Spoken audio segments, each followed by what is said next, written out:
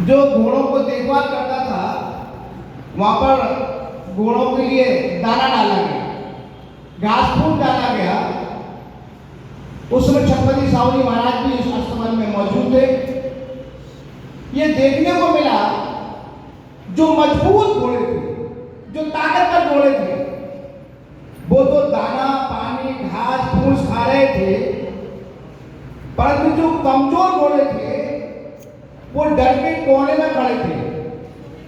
उस समय साहू जी महाराज के मस्तिष्क में आया, ये हाल हमारे भारत देश का है। जो मजबूत लोग हैं, ताकतवर लोग हैं, उनको तो सब कुछ मिलता है, लेकिन देश के दलित शोषित समाज, गरीब समाज को कुछ नहीं मिलता है। इसी बात को लेकर छत्रपति साहू जी महाराज के दिमाग में आरक्षण की बात आई, तो उन्होंने अपने न्याय व्यवस्था में, अपने शासन व्यवस्था में 50% से आरक्षण की व्यवस्था की। इसलिए उनको कहते हैं आरक्षण का जनक। और छत्रपति साहू जी महाराज की चर्चा हो रही हो, परमपूज्य बाबा साहेब डॉक्टर अम्बेडकर की चर्चा ना हो तो हो नहीं सकता कि छत्रपति साहू जी महाराज ने सामाजिक न्याय की जो लड़ाई है वो उनके जीवन काल के प्रारंभ में और आज तक सामाजिक परिवर्तन की लड़ाई जारी है। वो लड़ाई तथागत बुद्ध से लेकर पूज्य काशीराम साहब तक लड़ी गई है। अगर छत्रपति साहू जी महाराज की बात करेंगे तो उन्होंने जो विधवा हमारी बहनें हो जाती थी उनके पुनः विवाह की व्यवस्था करना, जो गरीब बच्चे उनके लिए स्कूल खोलने की व्यवस्था करना, आदि व्यवस्था करके इस देश के दलित शोषित समाज के लोगों को कुछ आरक्षण देकर उनके पैरों पर खड़ा करने का काम किया गया। लेकिन समय बीतता चला गया और कुछ आरक्षण के बल पर, बाबा साहब के आशीर्वाद के बल पर इस देश के SC ST OBC माइनॉरिटीज के लोग कुछ अच्छे कपड़े पहनने लगे। कोई IAS डॉक्टर बन गया, IAS बन गया, PCS बन गया, अधिकारी बन गया। ये सब परमपूज्य बाबा साहब डॉक्टर के आशीर्वाद से बने। तो जो दुश्मन हैं, जो मनीवादी लोग हैं, वो नहीं चाहते हैं इस देश का दलित, इस देश का मुस्लिम, इस देश का OBC समाज के लोग अपने पैरों पर खड़े हों। तो उन्होंने क्या षड्यंत्र चाहे, अब आपके आरक्षण की समीक्षा हो रही है। समीक्षा का मतलब क्या होता है, आपको आरक्षण दिया जाए या नहीं दिया जाए, ये समीक्षा होता है। अब तो वैसे भी आपका आरक्षण समाप्त हो गया है। तमाम जो सरकारी डिपार्टमेंट है, चाहे रेलवे डिपार्टमेंट हो, चाहे वो एयरपोर्ट का डिपार्टमेंट हो, बहुत सारे डिपार्टमेंट उनको प्राइवेट हाथों में चले गए। तो आपके जब प्राइवेट हाथ में चले जाएंगे तो आपके बच्चों को नौकरी कहाँ मिलने वाली है। इसलिए आपको आरक्षण को जो व्यवस्था है उसको समाप्त करने की सरकार ने पूरी नीयत बना ली, क्योंकि उन्हें पता लगा कि आरक्षण के मौके पर, आरक्षण के वजह से थोड़ा बहुत उन्होंने तरक्की किया है, लेकिन हमारे लोग सोचने में लगे। अगर दुश्मन को आप देखेंगे, आपका दुश्मन लगातार 365 दिन काम करता है, करता नहीं करता है। RSS के लोग 365 दिन, चाहे रात हो, दिन हो, सुबह हो, बरसात हो, आंधी हो, तूफान हो, कुछ भी हो, सुबह ही वो अपना कच्छा पहन करके और अपना लाठी डंडा ले करके वो युद्ध के मैदान में होता है। और मैं आपको बता दूं, उनकी पूरे देश में डेली प्रतिदिन 65,000 उनकी शाखाएं चलती हैं। अब अंदाजा लगा आपके आप कहां खड़े। तो मेरा निवेदन है, आपको आरक्षण खत्म हो रहा है, आपका संविधान खत्म हो रहा है, आपकी हालत बड़ी खराब है, इसके बाद भी सोने को तैयार नहीं है।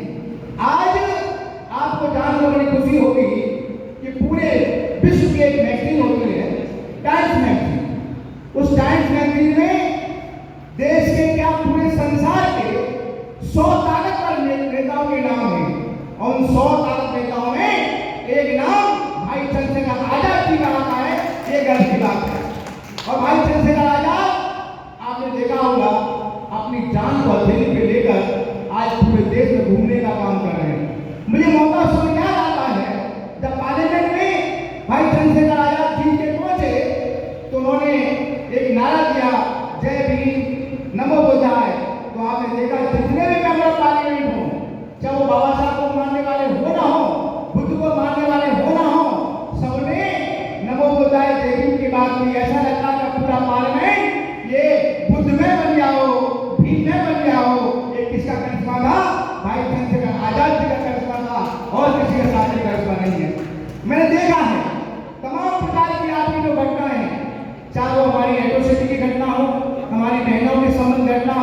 चाहे आपके आरक्षण की समस्या हो, चाहे आपकी कोई समस्या हो, वो तमाम समस्याओं को इस देश में लगभग 131 आपके मेंबर पार्लियामेंट चुन के आते हैं।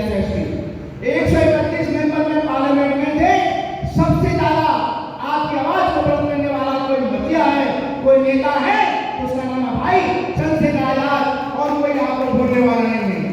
आज आपने देखा क्या जरूरत थी आजाद समाज पार्टी बनाने की, कोई आवश्यकता नहीं थी। क्यों बनी आजाद समाज पार्टी काशीराम? जब भाई चंद्रशेखर आजाद ने ये महसूस किया कि पूज्य काशीराम साहब की जो कमाई, उनकी जो मेहनत है वो बर्बाद हो गई, भजनों का आंदोलन की गति रुक गई, सामाजिक परिवर्तन की लड़ाई की गति रुक गई, उन्होंने संकल्प लिया इस विजन को लेकर मैं उठाऊंगा, इस आंदोलन को लेकर मैं चलूंगा। आज आपने देखा भाई चंद्रशेखर आजाद बड़ी ईमानदारी के साथ इस आंदोलन को लेकर चल रहे हैं। तो मैं इस मौके पर ज्यादा ना बात करता हूं, क्योंकि अब समय भी नहीं है, समय पूरा हो गया है। मैं आपसे केवल विनती करना चाहता हूं कि आने वाले चुनाव में लोकल बॉडी का चुनाव है, हम आजाद समाज पार्टी काशीराम महाराष्ट्र प्रदेश में बड़ी ताकत के साथ हम लोग यहाँ पर चुनाव लड़ेंगे, लोकल बॉडी का चुनाव। और मैं आपको बताना चाहता हूँ कि हमारी स्टेट कमेटी के मजबूत है, कमेटी मजबूत है, जोन की कमेटी हमारी मजबूत है, जिला की कमेटी हमारी मजबूत है, हमारी विधानसभा की कमेटी मजबूत है। इसके साथ साथ हमारा यूथ विंग भी है, महिला विंग भी है, छात्रों का संगठन भी है, हमारा ओबीसी समाज का संगठन है, मिशन 78 भी है, तमाम प्रकार के संगठन हमारे काम कर रहे हैं।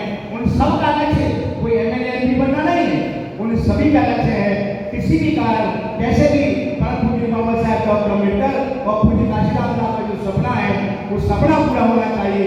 इस सपने के लिए आजाद समाज पार्टी के तमाम कार्यकर्ता काम कर रहे हैं। मैं बधाई देना चाहता हूँ, मैं राजेश्वर जी को बधाई देना चाहता हूँ, आप प्रदेश के अध्यक्ष को बधाई देना चाहता हूँ, हमारी महाराष्ट्र की टीम को बधाई देना चाहता हूँ, महाराष्ट्र के जितने भी हमारे जो नागपुर के हमारे साथी सबको आपने बहुत शानदार कार्यक्रम किया। हालांकि लोग नहीं है, मैं समझ रहा हूँ, क्योंकि आपके सामने ईटिंग और मीटिंग की व्यवस्था आपने की है, जहाँ ईटिंग मीटिंग की व्यवस्था में दिक्कत होती है। हमारे शानदार हमारे भाइयों ने एक शानदार जहाँ गायन का काम किया, सांस्कृतिक टीम की जो मैं महापुरुषों के बारे में अपने गायन के माध्यम बताने का काम किया। ये नई बात नहीं है, पूज्य काशीराम साहब जी भी थे, अगर पुराने लोग जानते हो और काशीराम साहब को देखा है, उनके साथ काम किया हो, तो पूज्य काशीराम साहब का भाषण होने से पहले इस प्रकार करने को कार्यक्रम होते थे, गाने हुआ करते थे, उस प्रकार काशीराम साहब की बात कहते थे। और पूज्य काशीराम साहब जब जीते थे तो क्या कहते थे? जीतेगा भाई जीतेगा, वोटों वाला जीतेगा, हारेगा भाई हारेगा, नोटों वाला हारेगा। महाराष्ट्र में उल्टा होता है, नोट वाला जीतता है, वोट वाला हारता है। इसके पीछे कारण क्या है? अच्छी प्रकार से जानते हैं हम लोग, ओबीसी समाज के लोग, सूकास्ट के लोग, मुस्लिम समाज के लोग बाबा की बात को करते हैं, लेकिन बाबा की बात पर चलने को तैयार नहीं है। काशीराम साहब ये कहते थे, क्या कहते थे?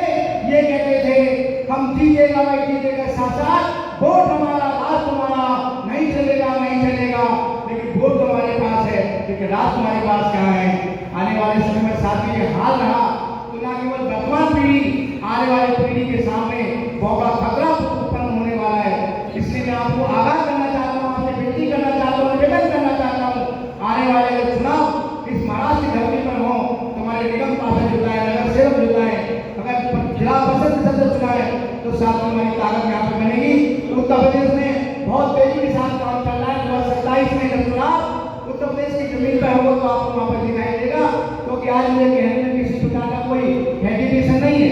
महाराष्ट्र के जो साथी हैं या महाराष्ट्र के जो लोग हैं वो सामाजिक रूप से सच्चे हैं, वो जागरूक है, धार्मिक रूप से जागरूक है, लेकिन राजनीतिक रूप से जागरूक नहीं है। अगर राजनीतिक रूप से जागरूक देखना है उत्तर प्रदेश की जमीन पर चले जाओ। उत्तर प्रदेश के लोगों ने परम पूज्य बाबा साहब डॉक्टर अम्बेडकर द्वारा दिए गए वोट के अधिकार को समझा, तो उन्होंने क्या किया? एक बार नहीं, दो बार नहीं, तीन बार नहीं, 4 बार उत्तर प्रदेश में भोजनों की सरकार बनाने का काम किया गया।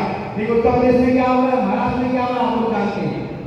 उत्तर प्रदेश में आज आगरा से आया हूँ, आज आगरा में दलित समाज के एरिया में कोई गलती से भी बीजेपी का या आरएसएस का झंडा लगाता है तो आपको जानकर ताजा होता है, तमाम समाज के, दलित समाज के लोग उसके घर पे जाते हैं, उससे कहते हैं ठीक है भाई तुमने आरएसएस का झंडा लगाया है, तुमने बीजेपी का झंडा लगाया है, ठीक है कोई बात नहीं, लेकिन अब आपका हमारा कोई संबंध नहीं है। आपके विवाह होगा, बर्थडे पार्टी होगी, कोई भी कार्यक्रम होगा, हम आपके यहाँ नहीं आएंगे,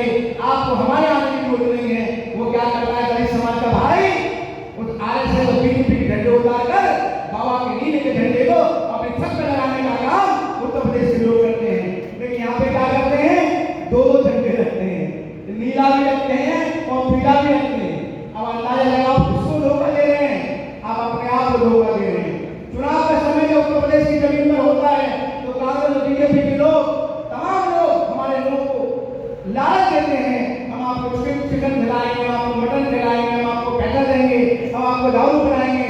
मैं साथियों आज भी आपको बड़े फख्र के साथ कह रहा हूं उत्तर प्रदेश के लोगों के बारे में, वो आपका चिकन भी खाएंगे, मटन भी खाएंगे, बिरयानी भी खाएंगे, लेकिन वोट नीले झंडे वाला बनाएंगे, किसी और को देते रहेंगे। ये जागरूक का मैं महाराष्ट्र के लोगों के साथ साथ उत्तर प्रदेश के लोगों के बारे में आपको बता रहा हूँ। इसलिए साथियों आज छत्रपति साहू महाराज जी की जयंती है, वो जयंती के उपलक्ष्य में आपको संकल्प लेके जाओ कि हमें अपने नीले झंडे को मजबूत करना है, भाई चंद्रशेखर आजाद जी के हाथों को मजबूत करना है। आने वाले समय में जब पार्लियामेंट का चुनाव देश में होगा उस समय हमारी पार्टी बहुत मजबूत होगी, उसमें भारी मात्रा में हमारे पार्लियामेंट मेंबर चुन के जाएंगे और स्थिति पैदा करेंगे। हम लोग अगर किसी की सरकार नहीं बनेगी तो हम लोग किसी की सरकार नहीं बनेंगे बिना आजाद समाज पार्टी के, और आजाद समाज पार्टी की सरकार बनेगी तो भाई चंद्रशेखर आजाद इस देश के प्रधानमंत्री बनेंगे, ऐसी मेरी शुभकामना आशा है। और लाल किले के प्राचीर से जब 15 अगस्त को बोलेंगे मेरे दलित समाज के भाइयों, मेरे ओबीसी समाज के भाइयों, मेरे मुस्लिम समाज के भाइयों, मैं दावे के साथ कह सकता हूं साथियों, उस समय आपका सीना गर्व से चौड़ा हो जाएगा। आज के लिए देश आजाद हो गया है, अब कोई आप आजाद नहीं है, सब झूठी आजादी है, सच्ची आजादी पाते हैं तो आजाद समाज पार्टी को मजबूत करें, भाई चंद्रशेखर आजाद जी के हाथों को मजबूत करें। जिन लोगों ने कार्य किया था आप लोग बधाई के पात्र हैं, आप साधुवाद के पात्र हैं, आप सबको बहुत बहुत शुभकामनाएं। धन्यवाद। Thank you very much. जय भीम होता है। धन्यवाद सर, आपका बहुत महत्वपूर्ण भाषण संवाद मार्गदर्शन मिलेगा। इसके बाद में आभार प्रदर्शन के लिए